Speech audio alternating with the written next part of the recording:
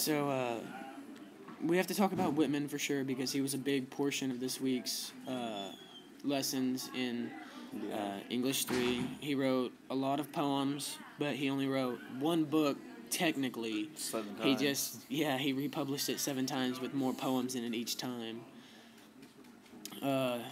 His longest poem that I remember was Song of Myself, which spanned 52 pages. And he wrote pretty creepy stuff towards the end of the war, or after he got out of the war, because he was a surgeon and he saw a lot of the body parts and pain from the war.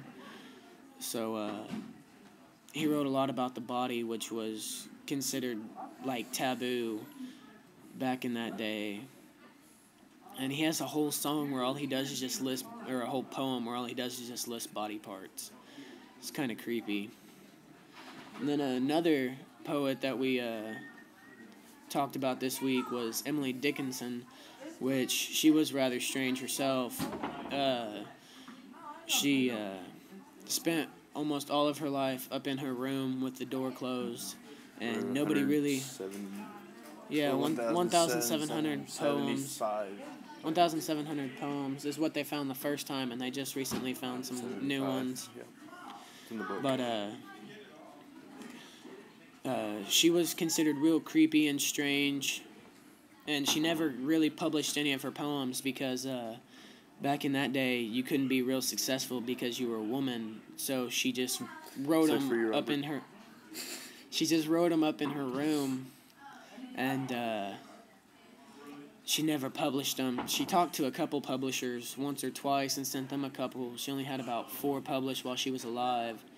And after she died, her cousin found a notebook with 1,700 poems in it. She didn't hide them very well.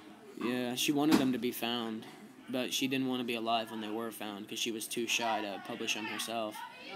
But her cousin had them published for her. And a lot of them are real creepy. Like, she personifies death in one of them, where he takes her on a ride, and it sort of explains, like, the circle of life. Then, some of her other ones, they're just real creepy, like, you wouldn't expect to see in that time period. It's really weird the way she writes, and, what's the word I'm looking for? Are you going to help me on this? Yeah.